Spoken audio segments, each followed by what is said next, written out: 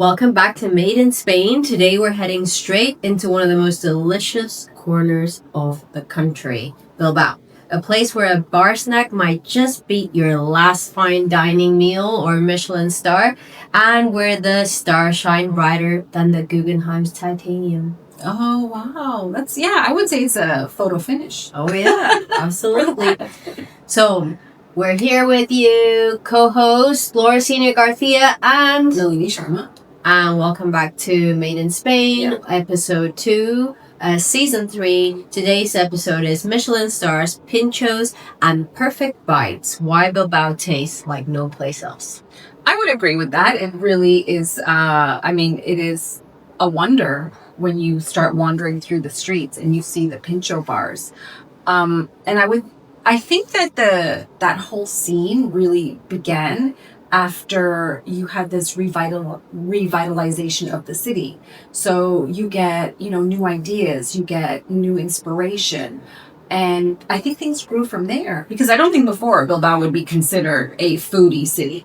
I don't think so. I will say that one thing we have to really keep in mind when we talk about food in the Basque Country, I've always thought that it is probably one of the best regions from a quality of produce standpoint. Right. Now, again, we're focusing this mini-series on Bilbao, but San Sebastian and other areas as well, absolutely amazing food, amazing restaurants.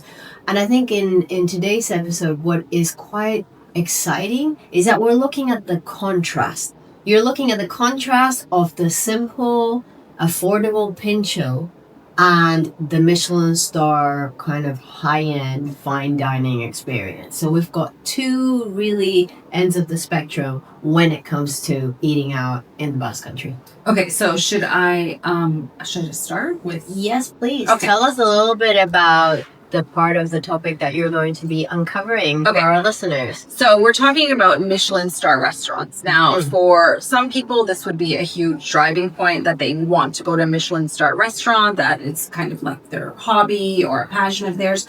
For me, it is not. But the foodie travelers. The foodie travelers. The foodie travelers are, you will have people, the list just came out. I can't remember the exact one. I think it's like OEA or something. It's one of these lists that, kind of identify some of the best restaurants in the world. And it was a bunch of them, for some reason, are in Denmark, for example, this year. Like 3 of them or something. But there is so much tourism centered around just going to try some of these restaurants that make it on these top 10 lists. I mean, they create a lot of opportunity. Absolutely. For me, I am not a person who's driven by eating at a Michelin star. If it happens to be a Michelin star, that's fantastic.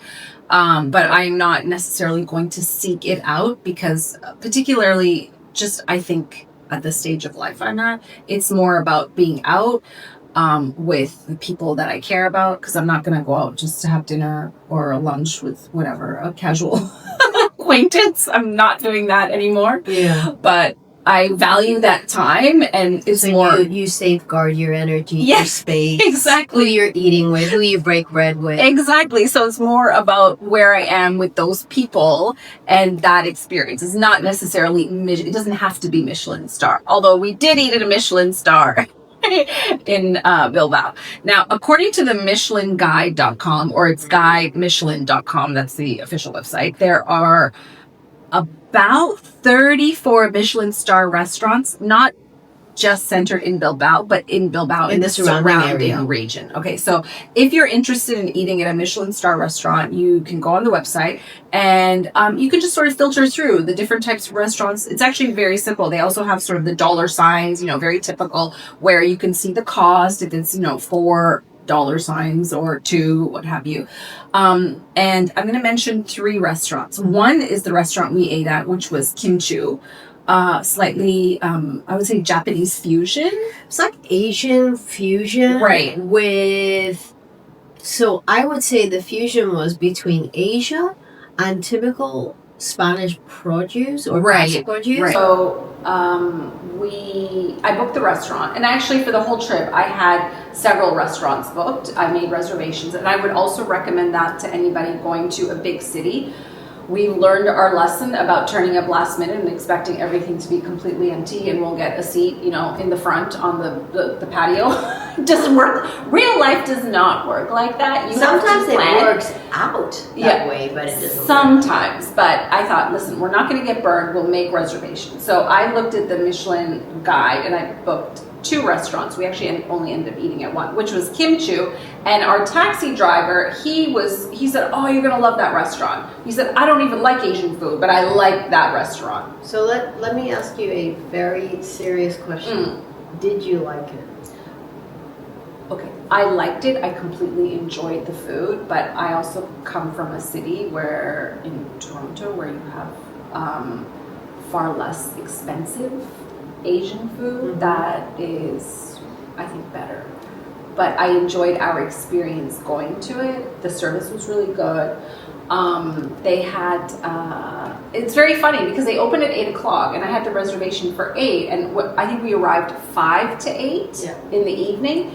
And we thought, oh, this is so tacky. Like, we're standing outside. We're all like dressed up for dinner, and we're standing outside as if, I don't know, we never don't have anything else to do and in our lives other than go line up for dinner. Yeah, we thought, oh, maybe we should just go get a drink across the street, or I don't know, make ourselves inconspicuous. But within 2 minutes, an entire group of people showed up at 8, waiting at the door. So they opened the doors at 8. With a baby, by the way. A newborn baby. So this is a good note also when we discuss, Bilbao, Basque Country, tourism in general in Spain. It is very widely accepted in most places to go with your kids, take your kids, even till the wee hours of the night. It is okay for the most part. After you share a few of your picks there, I am going to share a specific story from a Michelin experience. But I do think, and the reason I asked, did you like it, the Kimchoo? I fully respect and understand that there are a lot of people that, the Michelin experience is the epitome of, something they want to be a part of. I'm starting to figure out that you and I may not be in that group of people. I think that we like, the idea of it, but I don't think either of us are quote unquote fine dining people. I think we love food, but I don't think that kind of whole, and we'll talk a little bit more about it, but anyway, let's go back to Kimchoo. So Kimchoo, do you remember what the bill was? I don't remember. It was 150? Just under 150. Okay, so 140 something, euros. 145 euros. For there's 4 people. people. And my kids eat quite a bit, so we ate a lot less than they did. But so it was, I think, for a Michelin-starred restaurant, extremely affordable. And that's actually something worth mentioning. That is a trend happening here in Spain. And I would say particularly in the restaurants that we looked at, or when I was going through all the Michelin-starred restaurants, they have a la carte or they have the fixed menu.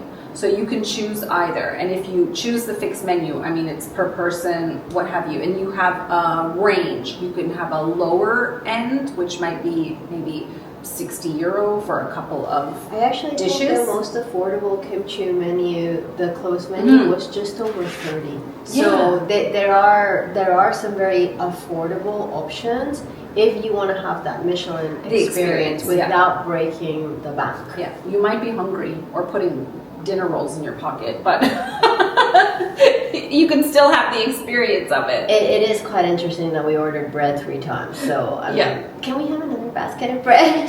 Actually, they only charged for 1, so it was good on them. And it's not to knock Kimchoo. It was a fantastic experience. Great restaurant. I think it's just a reflection for us that I think we probably enjoy, the tabernas, the tascas, the pinchos, the tapas, all of that I think is more enjoyable for our kind of eating style than the sit down for 3 hours or 2 hours, and also the closed menus, because I also think that both you and I are not big eaters, whereas so other people may be, and they may enjoy that kind of lengthier process. No, I can't. Yeah, I can't sit that long. All right, so we have Kimchoo, we have neighbourhood, which is in the Guggenheim, and I actually looked at booking there, but I thought there's no way my kids are going to sit here for an hour, 2 hours possibly.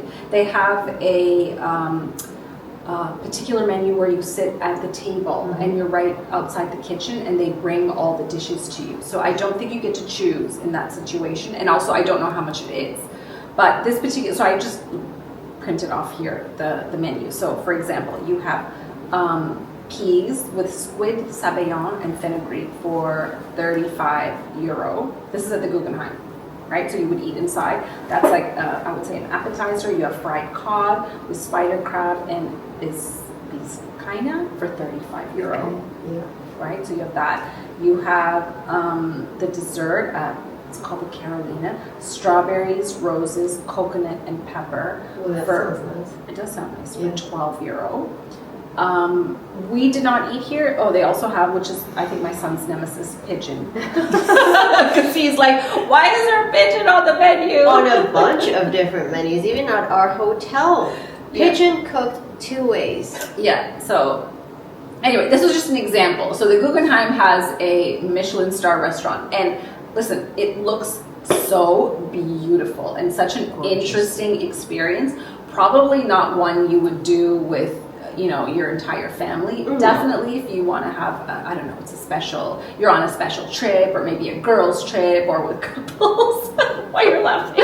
I'm going to provide, like I said, a perspective on the whole Michelin experience from a date standpoint. From a date. Okay, so we have that, and then we also have, I actually looked at trying to book this restaurant, but it was full when we were there. It's called Wamen, which is Peruvian food with a Basque flair, and their tasting menu is €60. That's good. So, and that's their summer menu, which I think is, I don't know, I mean, let's say you were to book a girls trip or whatever, a little getaway, and I'm just saying a girls trip because I don't know if boys or guys trip would be in Bilbao to go to Michelin-star restaurants, but maybe. It just very much depends on the individual, right? For sure. I think just the men that we have in our life are just not, you know, Michelin-star fine dining friendly. I will say it like that. No. So if you were to book, even if it's a group trip and you look at these restaurants, the good part about it is that you have the, you know, a la carte menu, but you have the also fixed menu so that there's a budget. So you know actually how much money you're going to spend on dinner that particular night. Most of the menus do not include the wine tasting. If you want to do the wine pairing, that's, I mean, it's not really, it's usually a lot less than the actual menu, the cost of the food, but you can also just order a glass of wine. So do you remember we were walking around the city and we saw one of Berasategi's restaurants? Yeah.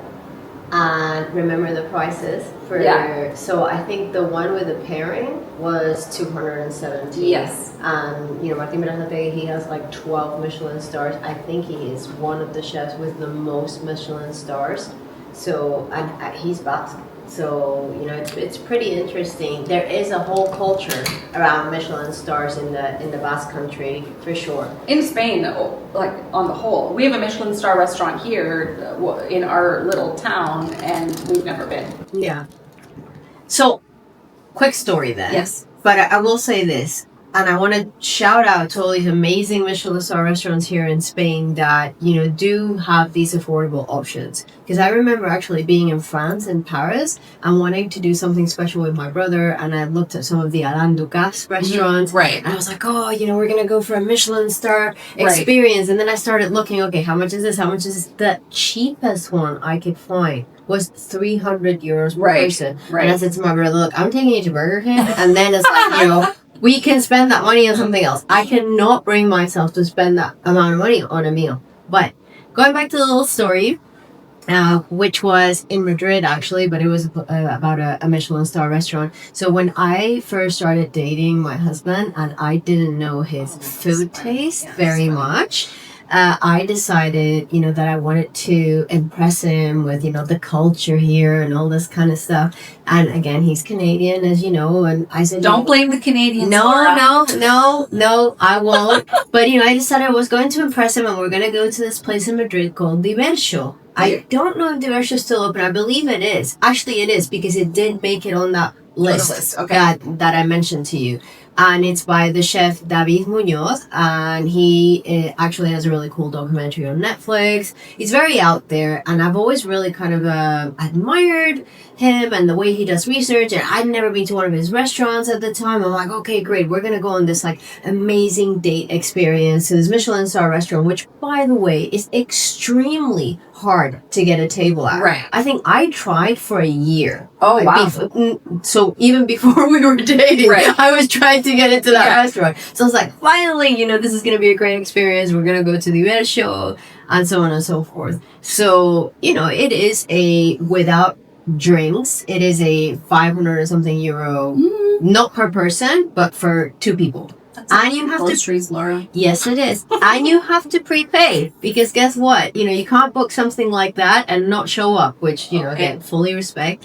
So, we show up at this restaurant. The first part of the meal at the time, you're actually behind a curtain by yourself.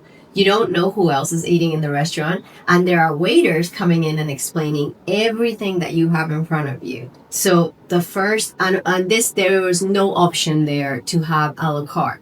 It was a closed menu. So I'm thinking, okay, I've done fine dining experiences before. These are very small portions. Right. Usually they're very small portions. And it said the smallest menu was a 13-step experience.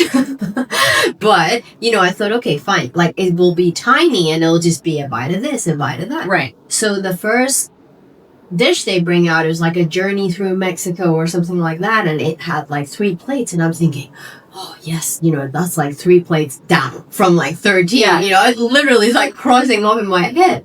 And it was quite a substantial amount of food, and it came along with like a shot of mojito and this and that. And the waiter came out and he's explaining it, and that is our first course. And I'm like, oh, you are kidding. Wow. So that was the first of 13. By the time we got through the meat dishes, I actually asked the waiter to skip the 4 fish dishes. And he told me that the chef was going to be very offended, and I said that either you eat this for me or my poor husband at the time, which again I'm going to specifically call out one of the ingredients. The waiters are coming along and they're explaining what's on the dish, and the waiter looks at me and he's like, okay, and here we have da da da da da and octopus sperm, and he's saying it in Spanish. And my husband's looking at me, what did you just say? I was like, oh, nothing, just eat it, just eat it, don't even think about it. So after that, I think it was years before I ever went close to a Michelin star restaurant, because it was absolutely a stressful experience. So it was so overwhelming.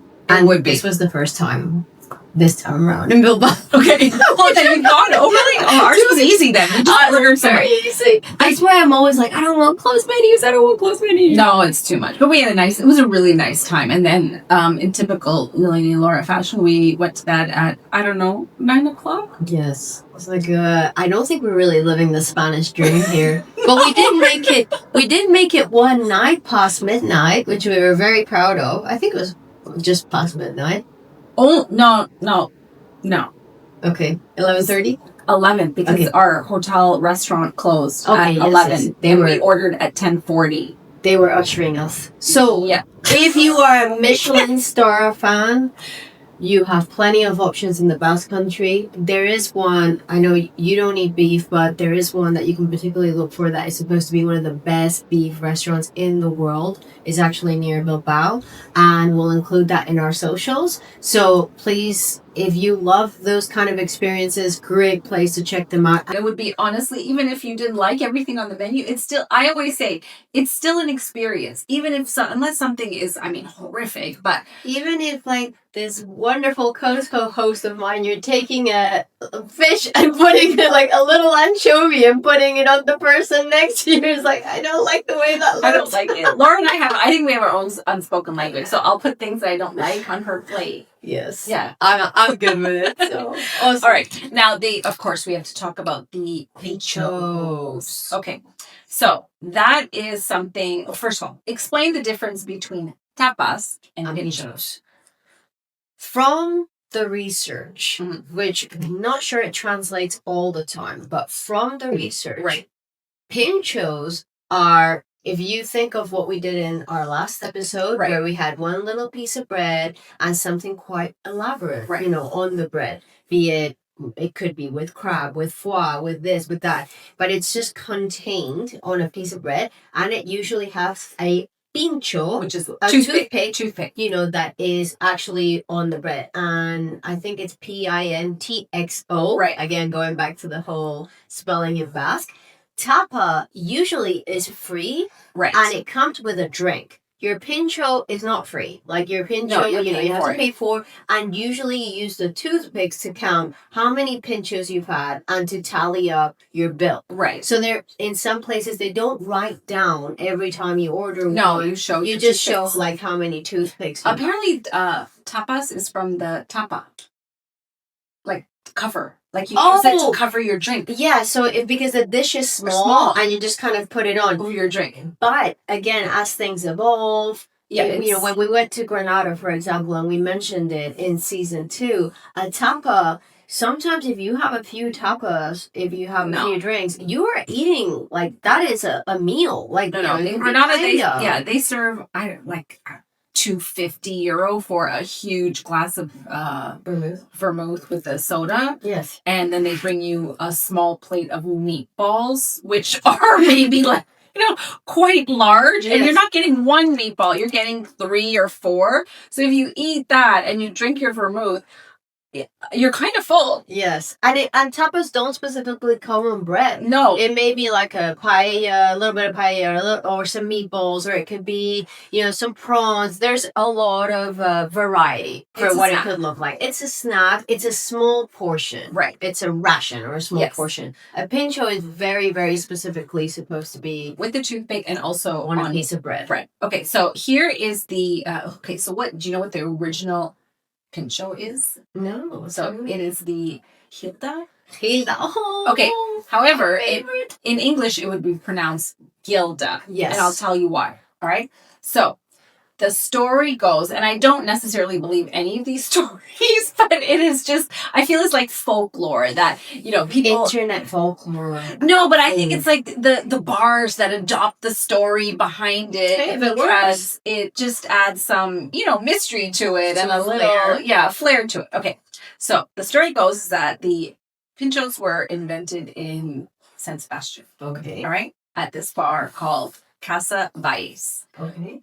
And it was not invented by the bar owners. It was the Hilda, which is Gilda, a anchovy, an olive, the manzanilla olive, and the pepper, the pickled pepper. Those. Right? Yes. So the story is that they have a bar patron, an older gentleman, who I cannot pronounce his name because there are many X's in it. So I'm not going to try. But do you know this expression, like to prop a place up or to prop the bar up? Yeah. Do you know what I mean? So it's as if that person is there, and if they weren't at the bar, it would just fall down. Like they're there all the time. Story is this older gentleman in the bar all the time, always drinking, sees, that they have all these separate things. So they might have served few peppers or maybe a few olives or a few the anchovies. He skewered it and put it on one and ate it, and it became sort of a joke. But then everybody else in the bar started asking for this. This is in the 19th. Are you serious? Yes. This is the story from Casa Valles, all right? From San Sebastian. Story is that they adopted it and they named it Hilda, or Gilda in English, because it was named after the actress Rita Hayworth. No way. The movie Gilda was released around the same time this started to come about. And Rita Hayworth is actually from Spanish descent. No way. Her real name, she was born Margarita Carmen Cancino. Not born in Spain, born in America, but her father was from Sevilla. How do you get from that to Rita Hayworth? Her mother's last name. Her mother was Irish and had the last name Hayworth. So she's an, up and coming actress and adopts. In a time where it wouldn't have been fashionable to have a Spanish. No. So she adopted a very American style name. Yeah. The movie Gilda was sort of spicy, a little bit controversial for the time.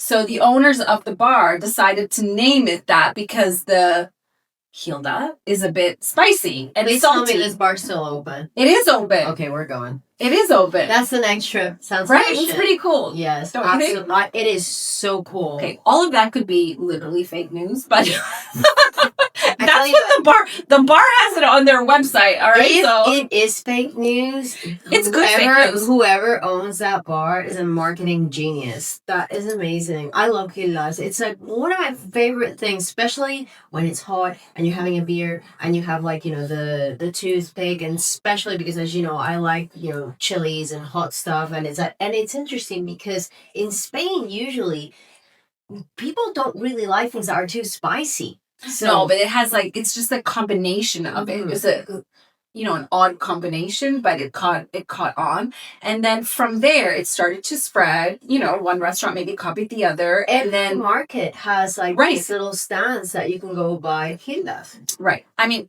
listen, it might have been created as well in the south of Spain or on the Please tell us if you have an alternative story that you want to propose. I think it's a nice story. Conspiracy theory about the Hildas. We'd love to hear it. But then because it is it's a foodie scene, it starts to evolve, and like everything, bars have to establishments have to make money to get people to drink more. You make small salty snacks. You make a small salty snack. You eat that. You're thirsty. You're drinking more. Then you say, "Wow, that looks good." And we also by the way, those things are good money makers when you think about it, because they're in many places they're like €2 or something like that. You are talking about one olive, one anchovy, one chili, in some cases one piece of cheese, one quail egg, right, because you can find them with just about anything on there. The little red peppers with the feta cheese inside. 100%. And also you eat with your eyes. So when you go into a Pincho bar, you will see a counter full of different little snacks,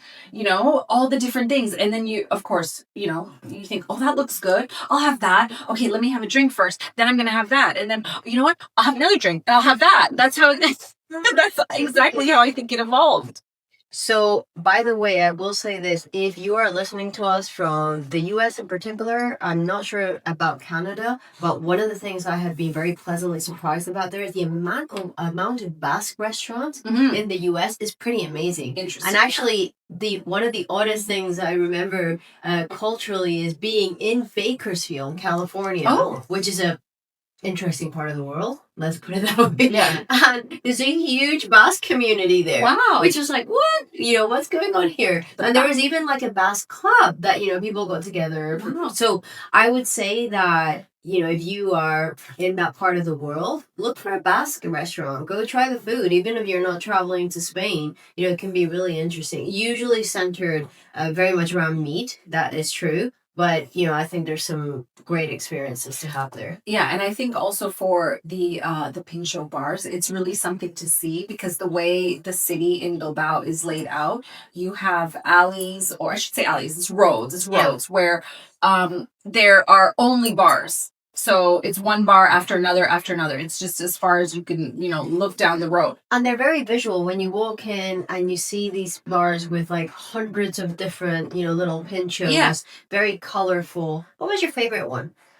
Of the pinchos we tried, which one kind of stands out? I would say it was the one we had with vermouth. Yes. Which was tuna. Yeah. We did tuna, and it was super yummy. And then the vermouth, I mean, this is really super hilarious. You asked for what we thought would be vermouth with a soda in it as something sweet, which I don't even know why. It's you who ordered it, by the way. Yes, it's my fault. And typically, I don't think they drink vermouth at that time, so we looked like real tourists. Yeah, it's like kind of ordering sangria with paella for dinner. Yeah, it was not good. I don't know why. Anyway, he just poured a very large glass only with vermouth. So these, no mixer, nothing. Touristy ladies here. Yeah, you can just go ahead and get drunk on this, whatever. He did it. We had to ask him. We're like, do you mind putting a mixer? And he's like, do you guys want that? Yeah. Also, oddly enough, nobody thought you were Spanish. Oh no, I was impersonating a Canadian person for 4 days. So fun. The taxi driver actually said to you, "Wow, good job on your Spanish." I was like, "Yes, I know. I'm so proud of myself." And I said, "That's because she is Spanish." And he's like, "Oh," and that opened the whole book of his dissertation that he shared with us. I don't know on what, but he was very animated in his conversation. It was very funny. Last mention before we move on to our slice of life when it comes to trying food and Michelin-starred Pinchos we've mentioned for Bilbao. Recommend there are these bakeries in Bilbao called Arrese. Yes. Arrese. Yes. And they are very famous for their palmeras, which the translation would be palm trees. I'm not sure whether they're called palm trees, but basically what you're looking for is this pastry that looks like a big heart dipped in chocolate. They're absolutely delicious. They make them on a daily basis. They sell thousands of them across the city. And I don't know how much butter is in one of those things, but a lot. So, heart risk rewarding. But for two of them, it's like €5. And, something that you could dip in coffee is so good. So really recommend that. You can eat your way through Bilbao you can have a big budget, you can have a very simple budget, but it is really, truly a fantastic place to eat and just sit and watch the world go by. Absolutely. Slice of life.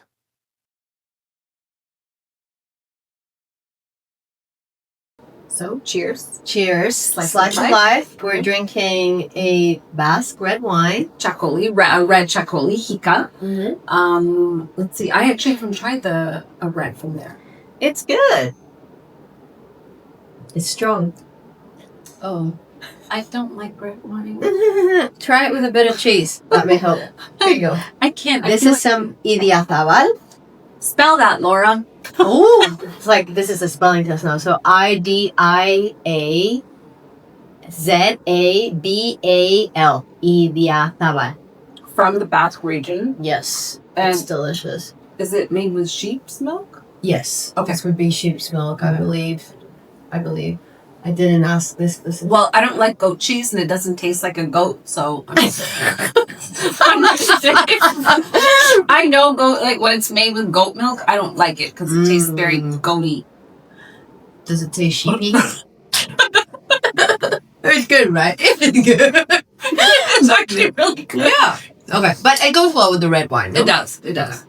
So, for our slice of life, before moving on to a little bit about our experiences, I did want to go back to food for a second. Food in the Basque Country. Yeah. We haven't talked about the shellfish. I realized we talked about meat, Pinchos, Michelin-starred, but it is because it is right on the Atlantic. The quality of the shellfish and the fish is absolutely amazing. And specifically, I wanted to recommend, I don't know the veracity of this or if it's actually true, but they say the best months to go and eat the shellfish there are between September and December, when the water is colder and the shellfish is at its peak. So you want to go in the months that end with R. I'm not sure if I haven't actually worked on, but I think that's correct. Right. It's September to December. Yeah. It's when they say that the shellfish is the best. And some of the things that you try there that I don't know how common these are outside of outside of Spain. Actually, we usually get most of these from the Basque Country. Tamburiñas. Okay, what's that? Tamburiña is a kind of it's escaping me. What are those things called? Scallops. Scallops. Yeah. It's like a smaller scallop. Okay. And it usually has something that's coming out that looks like a red claw almost. Oh, okay. I know. It's very good. Yeah. And you kind of taste the whole thing. I love tamburiñas. I actually like tamburiñas usually more than scallops because of the size. They tend to be a bit smaller. Right, okay. So the texture is really good. The other one that's very interesting is navajas, which are razor clams. Okay. They're called like that because they literally look like a razor. Mm-hmm. So those are really good from there. And the one that I cannot stomach, but a lot of people love from that area, is something called a goose barnacle. Oh. It is called a percebe in Spanish. It looks like a dark snail. Like it's something that when you look at it, you're like, there is no way that thing tastes anything good. But I mean, people pay a fortune for those. Right. And they taste, I think, like the sea more than anything. And then finally, the changurro, which we did try.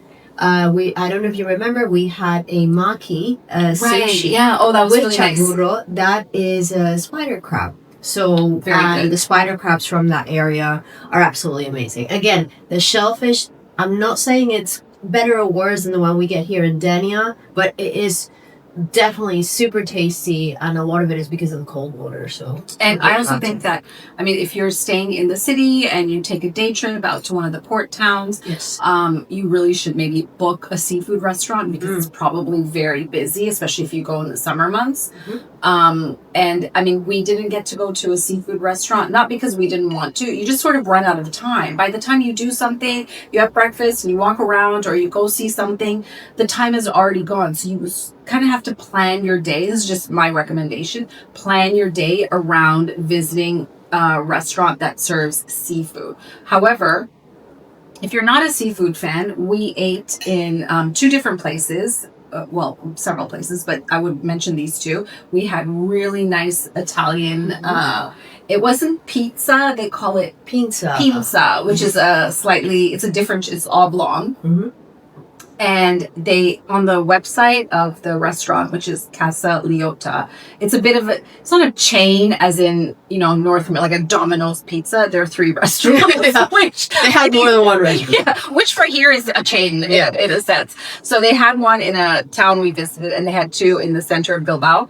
But they have a really long write-up on their website about what a pizza is versus a pizza, and the type of dough, and they use a particular type of flour and the gluten and how it's crispier. It was actually really delicious. And we ate there one day, and then we also had Happy River, which again was near the river. Yeah.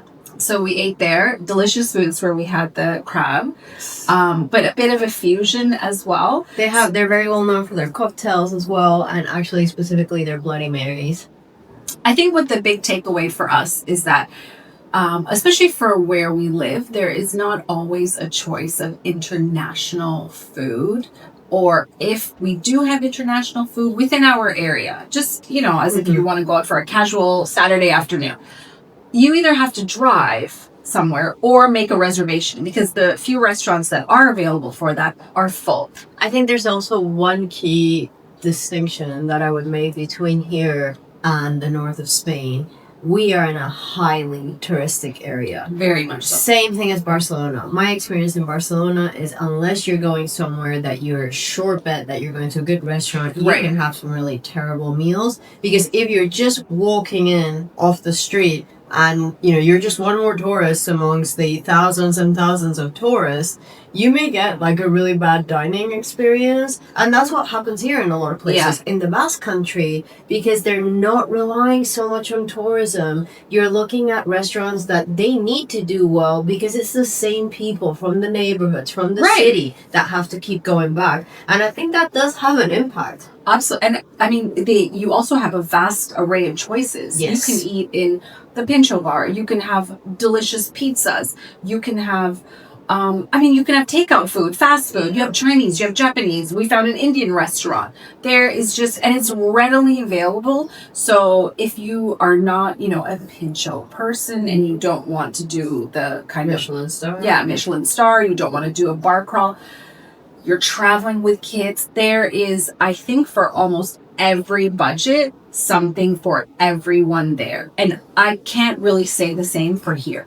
No, and a lot of specialty coffee shops as well. Oh, we delicious. do love our lattes and our coffees and so many. Like really nice. Yeah. Very, very cool places. Really nice where you can sit and have a nice coffee. So you get your Palmera. Yeah, listen. You go grab your specialty coffee, you go sit in front of the river and, just enjoy the day. Okay, we wanted to talk a little bit about our hotel experience. Oh, okay. Part of this travel experience of doing this podcast is really to be able to say, and you can see it on our socials, sometimes we'll recommend hostels, sometimes we'll recommend really, really nice hotels. It depends. And also, I will say that it is worth sometimes looking at all the websites, like, the Trivago is one that I really like for here, which is Trivago. Yeah. Because you can find hotels that are listed on their own website for triple the price. Right. You know, on these websites, they'll Yeah. find a way, you know, so sometimes it's really worth looking at. So we stayed at a fairly fancy hotel in Bilbao. It's called the Ercilla Autograph Collection. The Marriott autographs, for those of you who stay at Marriott, are unique in the sense that a lot of times they're not like the rest of the Marriotts. You have a very clear expectation. You Right. know what is coming. You know what the bed's going to be like. You know what the pillow's going to be And like. they tend to be located in the center of cities, which their location from, I mean, the ones that we've stayed at, I mean, The location's great. Separately, the location is always, I mean, really, really good. They don't necessarily have a ton of amenities. They might have a gym, but not necessarily a spa Or like an executive pool lounge, or- like some of the other Marriotts have.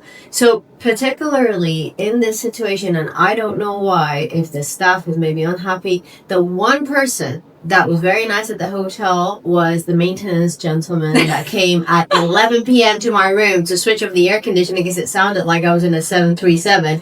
And he said, "Can you stand sleeping without the AC?" I was like, "Yes, I can." And he went boom, and he just kind of disconnected something from inside the machine. And I said, "Thank you so much." He was the only one. From the reception we went upstairs to what was supposed to be one of the best terrace rooftop bars in Bilbao, which is beautiful. It's a very cute terrace. It's not big, but even if you're traveling to the city and you feel like hanging out on a terrace in the afternoon for a couple of drinks and a snack, and you Google Bilbao terrace rooftop bar, it's going to be the first one that it's comes the up. first one. So we left our hotel. We're walking in somewhere else, and we're like, "Oh, you know what? We were actually trying to plan the podcast." Yes. And I said, well, maybe we find a terrace.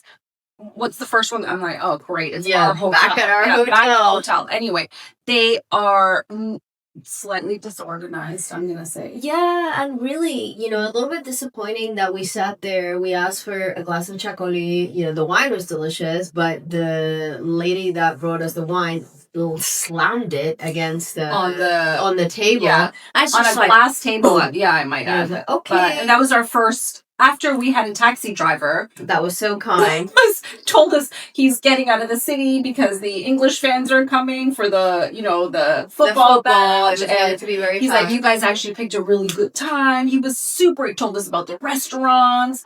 Super, super nice guy. And then we're like, wow, this is great. This is starting off great. And we go upstairs, order a glass of wine, 2 snacks, and yeah, she was not happy. So, you know, what Nalini's son likes to try the, what is it, BLT? It was around different hotels, and we ordered it without bacon. First it came with bacon, then they took it back, then they brought it back with no fries. So anyway, a little bit, I would say, that disappointing in terms of the quality of service. The hotel itself is very pretty. It's in a great location, but you know, if they listen to this episode of the podcast, you know, they should maybe, I don't know, smile. Yeah, absolutely. It wouldn't hurt to be and by the way, more friendly. On the third day, there was a party until 2:00 in the morning at the rooftop bar, and it was the owner of the hotel celebrating their birthday. Which is not a problem, like, fantastic, great, but you couldn't hear it from your room, but I heard it from my room. I could hear the bass. Yeah, it was, we could have had a party in our room if you came down. It was very loud, which, listen, I don't even care about that. I didn't fall asleep, but I thought it was very funny that... at least a little letter to say, hey, I'm celebrating my birthday here. Either you join or, you know, like, or something even, just something like, you know, have a drink on us in the bar, you know, down. But anyway, it was, and I just found it such a contrast that, I mean, listen, they weren't horribly rude, but they also were not super welcoming. No. And for a hotel of that category, you would expect it to be more welcoming. But you would go on the street and have a walk and go for a cheap little snack and a glass of wine, and they are bending over backwards to tell you what the next bar you should go to and try this or do this or go here. Like, I mean, we met really nice people right across the city. So, I mean, I know Bilbao's colder and it rains a lot, but I would highly recommend planning a visit for anybody. So, For our third episode of this mini-series, we are going to talk about day trips. Yes, so special. Coming up next, we're going to talk about Getxo, and we're going to talk about Dragonstone. Also has a name in Basque that we will reveal in the next episode because it's so hard to pronounce. So hopefully you will join us for that. Remember to follow us on our socials. Look for the Made in Spain podcast and make sure that Nalini and I are on there because there are a couple of other Made in Spains there, but it's very obvious very quickly that it's not us. Right. So please make sure you follow us, you leave a review, and that you subscribe to the podcast. And before we go, we're going to finish on the sentence of the day. Right, I'm ready. Okay. I am keeping it very politically correct this season, so you can take a deep breath. All right. So this one is a otra cosa mariposa. Another thing with A otra cosa mariposa. Okay, another thing, no? Right, with a butterfly? Yep. Another thing with a butterfly. Is that right? Like let's move on to the next thing, butterfly. Okay. Right. No, I'm tapping out on that. So it's just a way to say, like, okay, moving on. It's literally a otra cosa mariposa. Okay, moving on. Would you use that in a meeting? No. Not in a meeting, but you could use it in a casual way, like, all right, that got touchy, let's move subjects. I see. Okay. Or let's say one of your friends, has a bad breakup or something. Oh, I see. Otra cosa mariposa. Yeah, okay. Moving on. Okay. All right, that's a nice one. I like that. I'm going to start using these in English. Yeah, moving on, butterfly. See you in episode 3, season 3.